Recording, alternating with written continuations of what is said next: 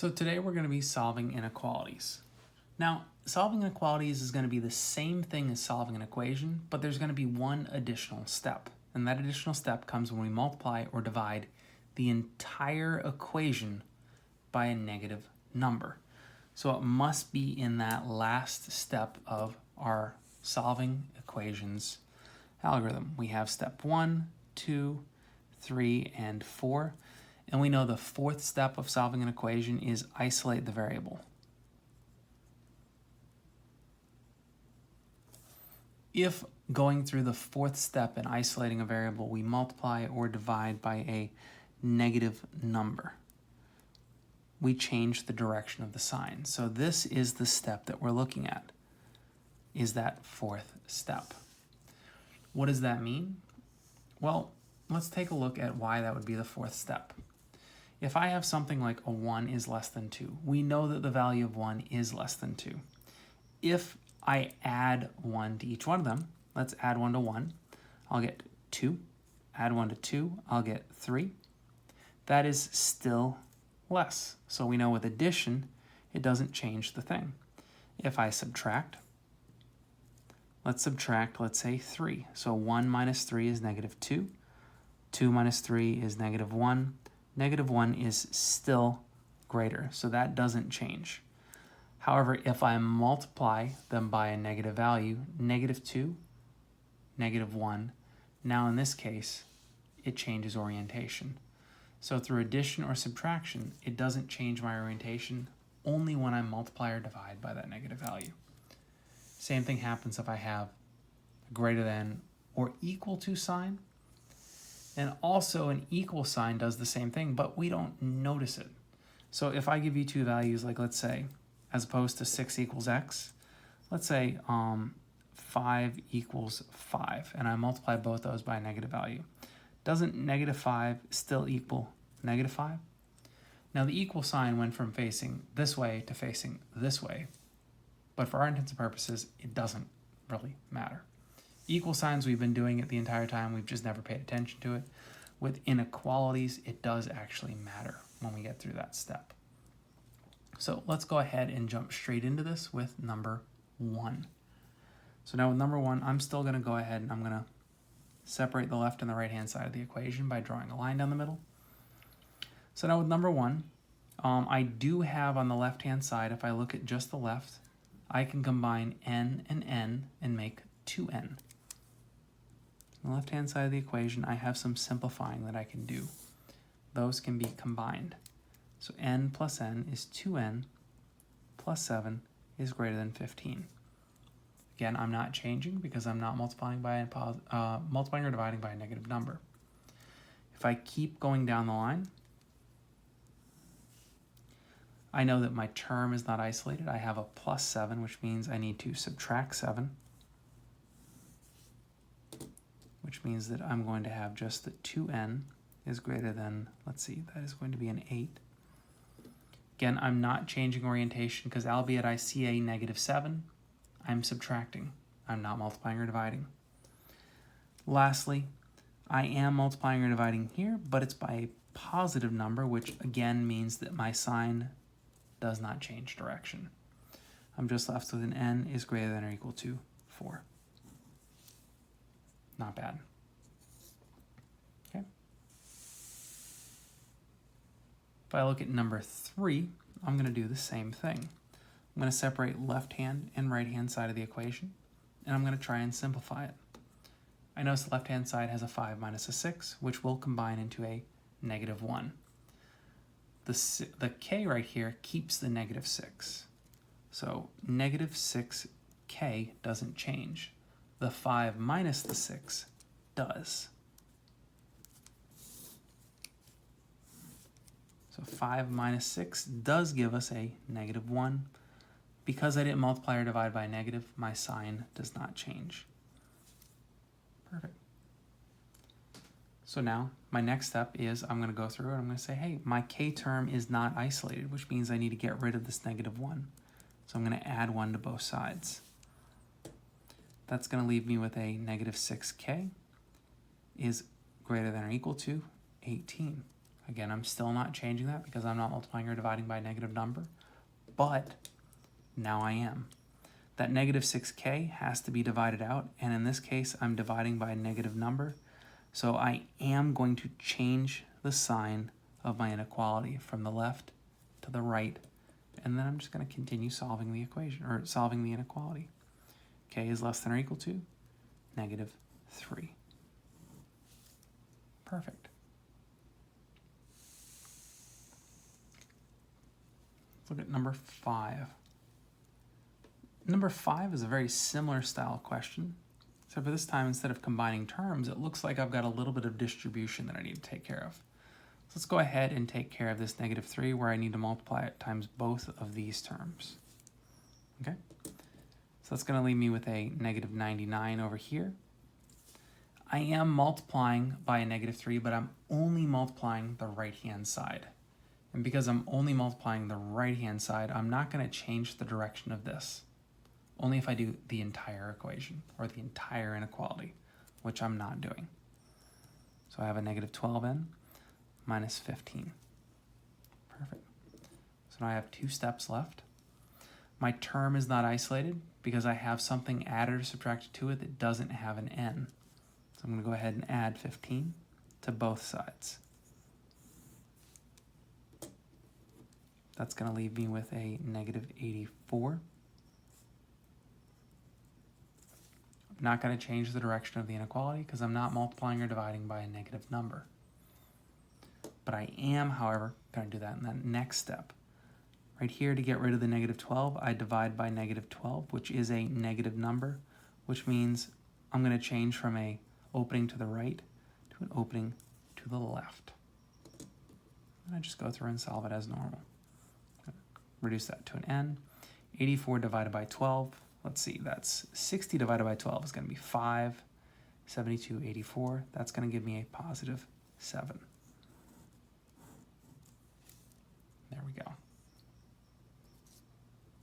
Okay, so let's move on into the next one, number 7. Okay, so number 7, we've got left and right hand side. Now that we've separated it, I want you to follow the steps. Try simplifying it, combining my n terms on the left and the right hand side, isolating the n term, and then getting rid of the coefficient, and see how well we do. So pause the video, give it a shot, follow those steps, unpause it when you're done, and see how well you did. Okay, so now that you've given that a shot, let's go ahead and take a look. So, like we said, my first step was going to be to distribute the 6 towards both those terms. Once I distribute it, the left side is still negative 24 plus 3n is greater than or equal to 42n minus 24. Okay? My next step is I notice that I have n's written out on both sides of the equation. I'm going to get rid of the 3n by subtracting it. That's going to get rid of the n's on the left-hand side and leave only the ones on the right. So I'm left with a negative 24 greater than or equal to 39n minus 24. Perfect. Now with this, we've distributed, we've combined the n's. I need to isolate this n term, which means the 39n needs to be the only thing on that side of the equation. So I need to get rid of that minus 24 by adding 24.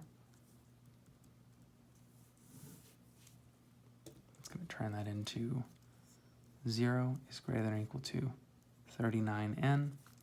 My last step is to get rid of the coefficient by dividing it away. So divided by 39, divided by 39. 0 divided by anything is going to lead us to 0. Perfect. How'd you do? Okay. The next one, what I want you to do is I want you to go ahead and pause the video, give this one a shot completely on your own, unpause it when you're done, and see how well you did. Okay. So now that we've had a chance to try it, let's take a look and see what we need to do. So the first thing I need to do is I need to get rid of this set of parentheses by distributing that negative 2 to both of those terms. When I do that, I get negative 2 plus 2x is greater than or equal to negative 2 plus 2x. The next thing I need to do is I notice I have an x on the left and the right-hand side of the equation, so I'm going to go ahead and I'm going to combine and get rid of one of these. I'm going to get rid of the left one simply because they're both equal, so I'm just going to get rid of one of them. Lo and behold, if I get rid of this one, 2x minus 2x disappears. I'm left with just the negative 2. 2x minus 2x disappears, so I'm left with the negative 2. And very interesting, all of my variables disappeared. So what I'm left with right here is I'm left with the negative 2 is greater than or equal to negative 2. We know that this is going to be a true statement, which means I have infinite solutions.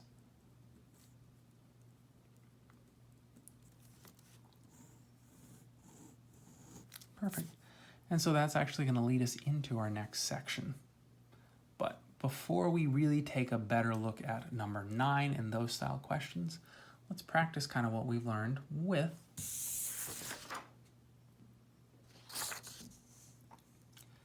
some application problems.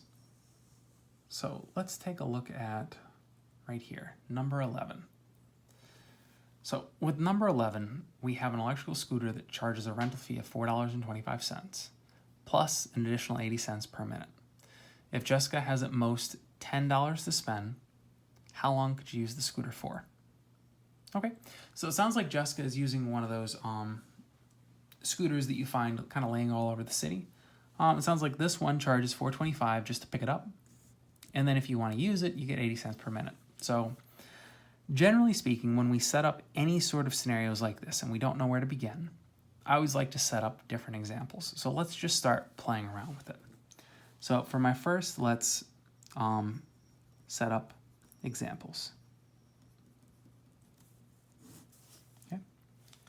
So for my first example, I'm going to assume that we use 0 minutes. I'm just going to pick up the scooter, pay the fee, and put it back down. Okay. So at 0 minutes, that is going to result in a cost of $4.25. Okay. Again, let's do a couple more examples because that I don't really have enough to go off of right here. Let's assume I pick it up and use it for 1 minute, the absolute minimum. Now let's write out what we would do. What I would do right here is I would say I would still have to pay the $4.25, but I would also have to add 80 cents. Basically for that first minute. So 80 cents times 1 minute. Okay. Let's do another one. So I use it for 2 minutes this time. I'm going to use $4.25 plus that 80 cents times 2 minutes. And what I could do is I could keep going down this list and keep giving examples. And for 3 minutes, I would have $4.25 plus 0.8 times 3. And at this point, I think we have enough to go into the second step, which, let's do the second step in purple, is create your equation, your inequality, or your expression, whatever you're looking at right here. In this case, we're looking at our inequality. Okay. So what I know is that I have a varying term. $4.25 doesn't change. 80 cents doesn't change. But I have a varying amount. Depending on the scenario, that number changes, which means that I'm going to take my $4.25 and keep it. I'm going to keep my 0.8, but I'm going to replace this with, let's see, the only thing that was changing was my number of minutes. So let's make that an M. Perfect. And so whatever this is going to result in, this is going to result in my cost. Okay. So if this is going to result in my cost, so that arrow might be a little confusing, so I'm going to make it a full-on arrow. That results in my cost. Now, what I need to do is I need to keep that cost below $10, because otherwise if I spend more than $10, we have a problem. So I'm going to take this 425 plus 0.8 m must be less than $10. Now, a second thing that you can do is you could also say, could I spend all $10? Well, yeah, why not? So it has to be less than or equal to $10. And that's going to lead us to our third step, which is solve for what's needed.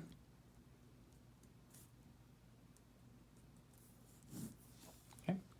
What's needed is I want to know how long I could use the scooter for. So I need to isolate that m. So I'm going to take my 425 plus 0.8 m less than or equal to 10, and I'm going to solve it. So why don't you go ahead and solve it and see if you can't interpret the answer. Okay. So let's see what we got going on. So if I were to split this up,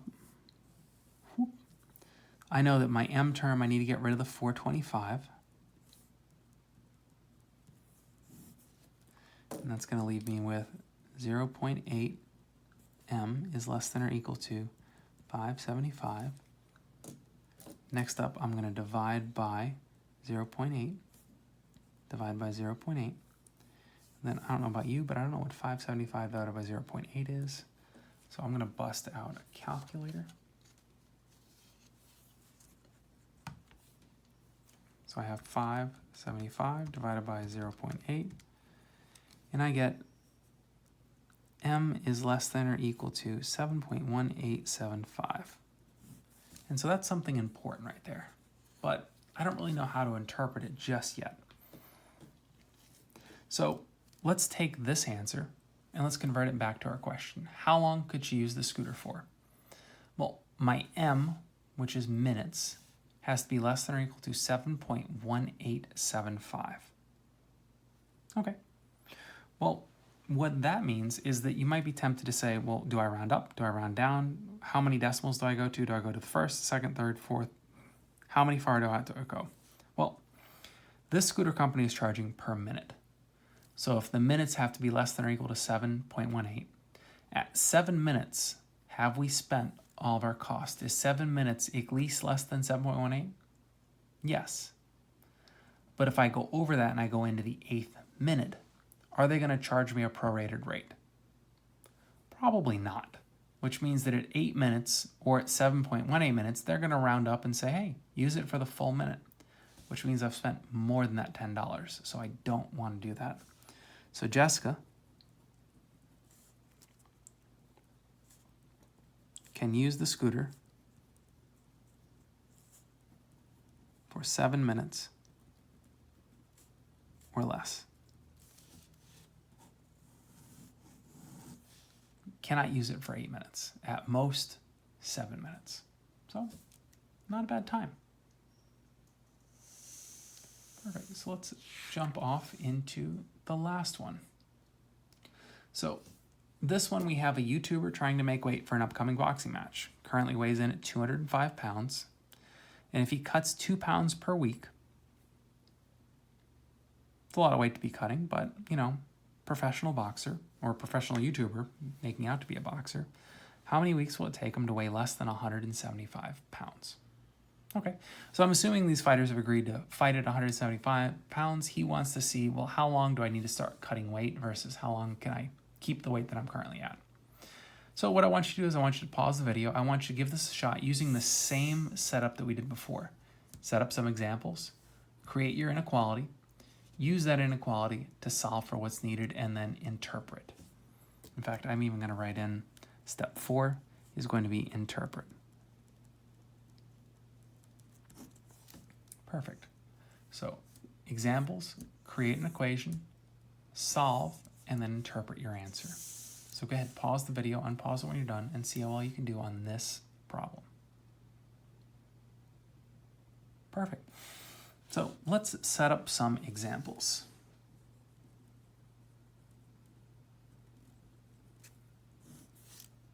Awesome. So if I'm setting up examples, let's assume right now he's at 205 pounds. So at 0 weeks out, he is at 205 pounds. Easiest way to set things up. Now let's start building onto that. The minimum distance, 1 week. So at 1 week, he is the original 205 pounds, but he's lost 2 pounds. So I'm going to take 205 and subtract 2. And now that's after 1 week, so 2 pounds per week. At 2 weeks, he is 205 pounds minus those 2 pounds per week times 2, so for each week. And then again, at 3 weeks, he is 205 pounds minus 2 pounds per week times 3 weeks. Now, really, you don't need to go in order like this. You could pick any number of weeks and just set up your general expression. Like if you wanted to, I could set up, let's say, 15.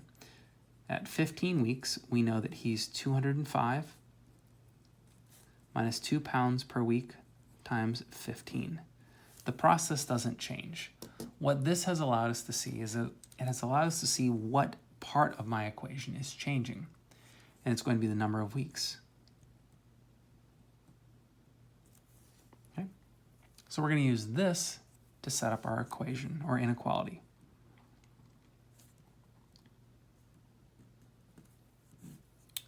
Okay? So we know that 205 minus 2 times, let's see, number of weeks, let's go with W, is going to give us our weight. Ooh, we get another W. So let's call weight poundage. I'm going to make pounds a P for pounds. You know, for some of you might say L is a more natural number. But that's going to give us our weight. And we know that the result of this over here, needs to be less than 175. So I'm going to rewrite this as 205 minus 2W must be less than 175. And so what we're looking at is, can we weigh 175? I don't see why not, but the question is asking us to weigh less than, not, or equal to. So we're assuming he can't weigh 175. He has to weigh less. So this is the inequality that we're going to use. And we're going to take that and we're going to solve for what's needed.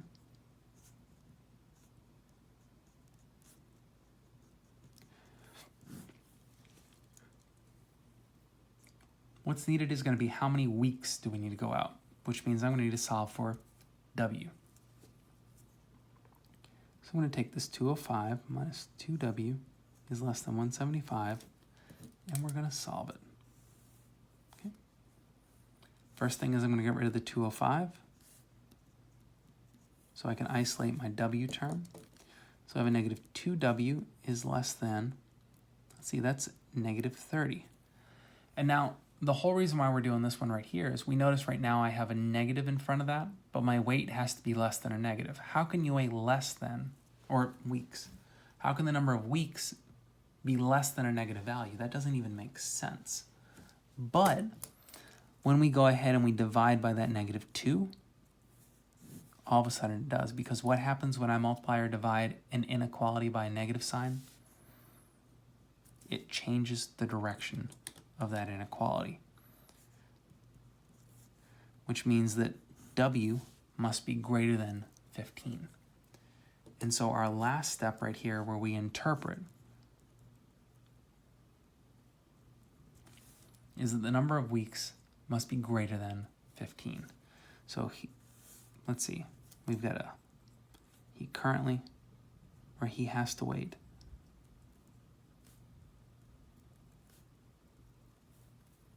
more than, not at least, more than 15 weeks to reach weight.